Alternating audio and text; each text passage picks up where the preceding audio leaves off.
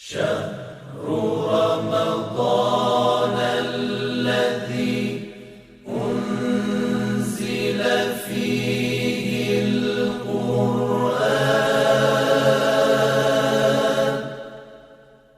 هدى للناس وبينات من الهدى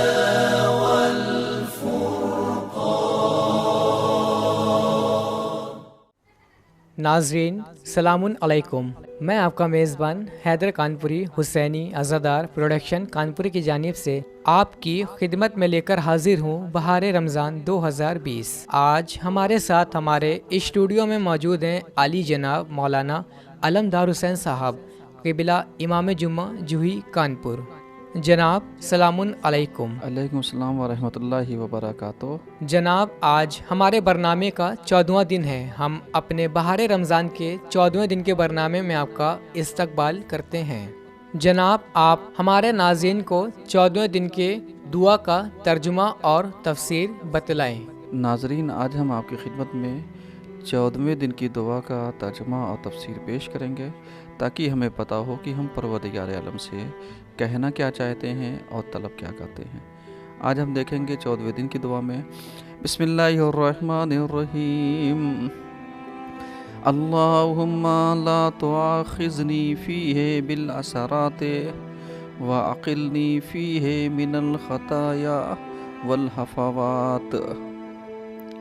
پروردگارہ، لا تؤاخذنی، تو میرا مواخذہ نہ کرنا، مجھ سے باز و پرس نہ کرنا، مجھ سے سوال و جواب نہ کرنا، فی ہے اس ماہ مبارک رمضان میں، بالاثرات ان چیزوں کا کہ جو مجھ سے غلطیاں ہوئی ہیں، جو مجھ سے نادانیاں ہوئی ہیں،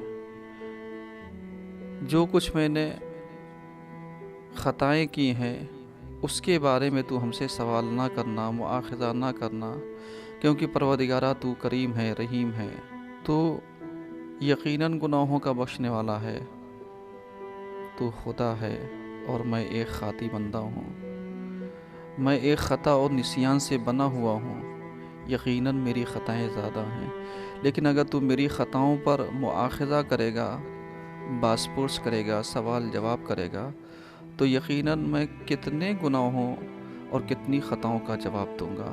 تو پروردگارہ، کم سے کم اس رمضان میں میرا مواخذہ نہ کرنا، وَأَقِلْنِي فِيهِ مِنَ الْخَطَايَا وَالْحَفَوَاتِ، اور اے میرے پروردگار، تو مجھے چھوڑ دینا، مجھ سے درگزر کر دینا، چشم پوشی کر لینا اس مہینے میں میری خطاؤں سے اور میری ان باتوں سے جو فضول کی ہیں، حفوات، بے مقصد اور بیہودہ باتیں ہیں، ان سے تو درگزر کر لینا، کیونکہ میں نے مذاق میں، لوگوں کو چڑھانے کے لیے، یا شیطنت میں، یا بچکانی حرکتوں میں بہتوں کے دل کو ہو سکتا ہے دکھایا ہو۔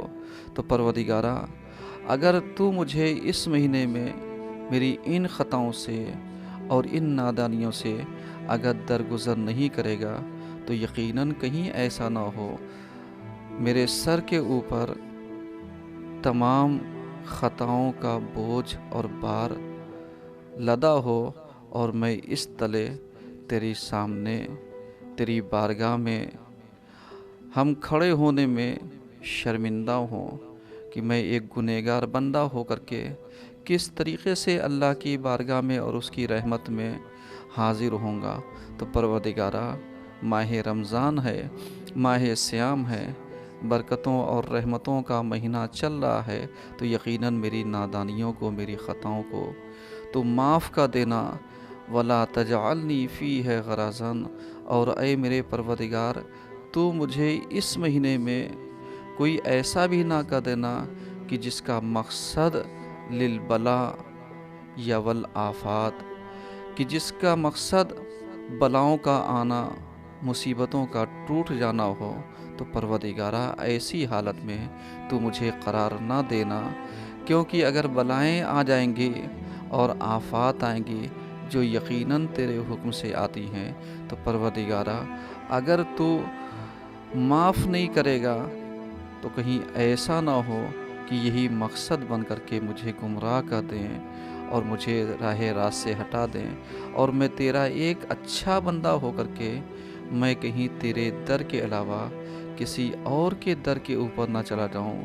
कहीं ऐसा ना हो कि आज के ज़माने के एतबार से मैं दुआ तावीज़ का सहारा लेने लगूं या इधर उधर मज़ारों पर जाने लगूं, जबकि मुझे पता है कि तूने बाबहाए रहमत को खोल रखा है।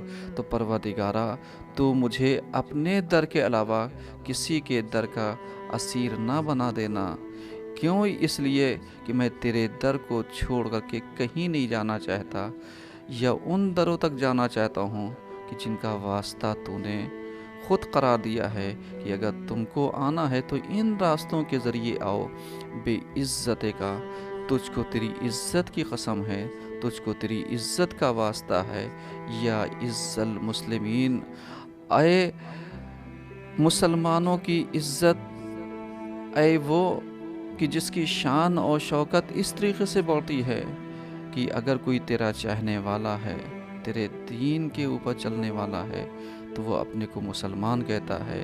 तो यकीनन वास्ता देता हूँ अपनी इज़्ज़त के, ऐ मुसलमानों की इज़्ज़त और आबरू रखने वाले, तो इस महीने में हमारी इज़्ज़तों को महफूज रखना और हमें इधर उधर जाने से और भटकने से भी हमें बचाना, ताकि हम तेरे दर को छोड़ करके कहीं इधर उधर ना जा सकें। जनाब, आप हमारे नाज़रीन को 14वें दिन के रोज़े का सवाब बतलाएं।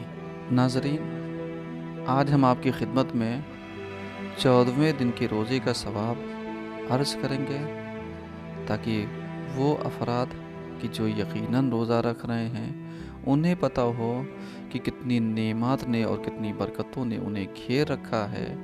पैगंबर इरशाद फरमाते हैं कि 14वें दिन जैसे तुमने हज़रत आदम, नूह, इब्राहीम, मूसा, दाऊद और सुलेमान से मुलाकात की हो, इसी तरह है कि खुदावंद आलम के लिए हर नबी के साथ 200 साला इबादत की हो।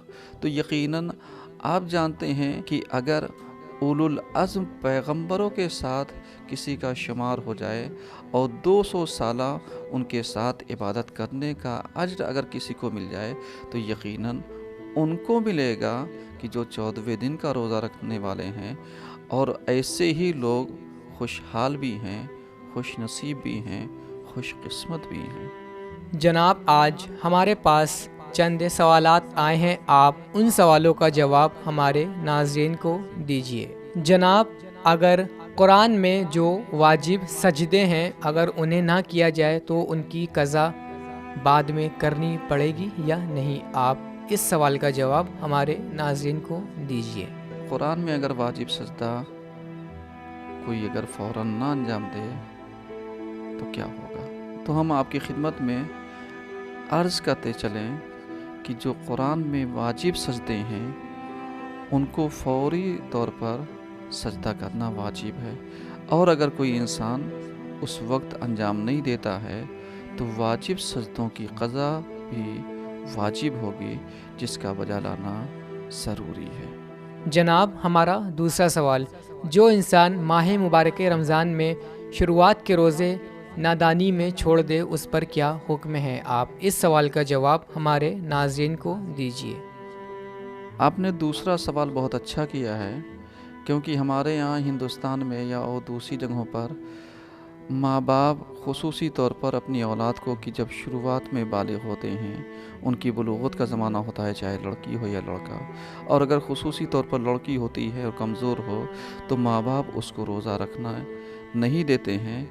तो आपने जो सवाल किया है कि जो शख्स नासमझी में शुरुआत के रोज़े छोड़ दे तो उसका क्या हुक्म है, तो हम बताते चलें कि अगर बालिग होने के बाद चाहे लड़की हो या लड़का, अगर नासमझी में उसने छोड़ दिया है और उसे हुक्म पता नहीं था, تو ان روزوں کی صرف قضا واجب ہوگی۔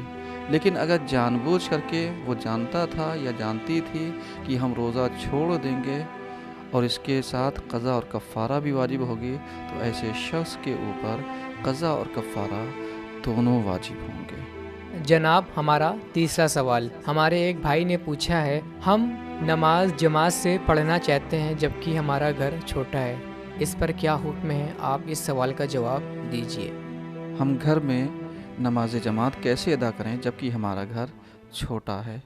ہم بتاتے چلیں کہ اس لاک ڈاؤن میں اگر کوئی انسان نماز ادا کرنا چاہتا ہے تو بہتر یہ ہے کہ فرادہ پڑھنے سے اپنے بیوی بچوں کے ساتھ جماعت سے ادا کرے، اور انسان کو چاہیے کہ اپنے گھر میں ویسے ہی رعایت کرے جیسے جماعت میں کی جاتی ہے، اور اگر گھر چھوٹا ہے تو مامومین بلندی پر کھڑے ہو سکتے ہیں بشرطے کہ جماعت کی رعایت ہو اور امام پڑھانے والا مامومین سے بلند جگہ پر کھڑا نہ ہو۔ جناب ہمارا چوتھا سوال، رمضان کے روزے کا کفارہ ہم غذا دیں گے یا پیسے؟ آپ اس سوال کا جواب ہمارے ناظرین کو دیجیے۔ آپ کا چوتھا سوال کہ رمضان کے کفارے میں ہم پیسہ دیں یا غذا دیں، تو بہتر یہ ہے کہ آپ پیسہ نہ دیں، اس کی جگہ پر فقیروں کو غذا دیجیے، ان کو طعام دیجیے، یہ زیادہ بہتر ہے۔ والسلام علیکم ورحمۃ اللہ وبرکاتہ۔ جناب آپ کا بہت بہت شکریہ۔ ناظرین آپ کا بھی بہت بہت شکریہ، آپ نے ہمارے بہار رمضان کے برنامے کو پسند کیا، شیئر کیا، کمنٹ کیا۔ اگر آپ کے پاس رمضان سے متعلق کسی بھی طرح کا کوئی بھی سوال ہو، آپ ہماری ہیلپ لائن نمبر پر رابطہ قائم کریں یا ہمارے واٹس ایپ پہ اپنے سوالوں کو بھیجیں۔ انشاءاللہ ہم آپ کی خدمت میں کل پھر حاضر ہوں گے، تب تک کے لیے خدا حافظ۔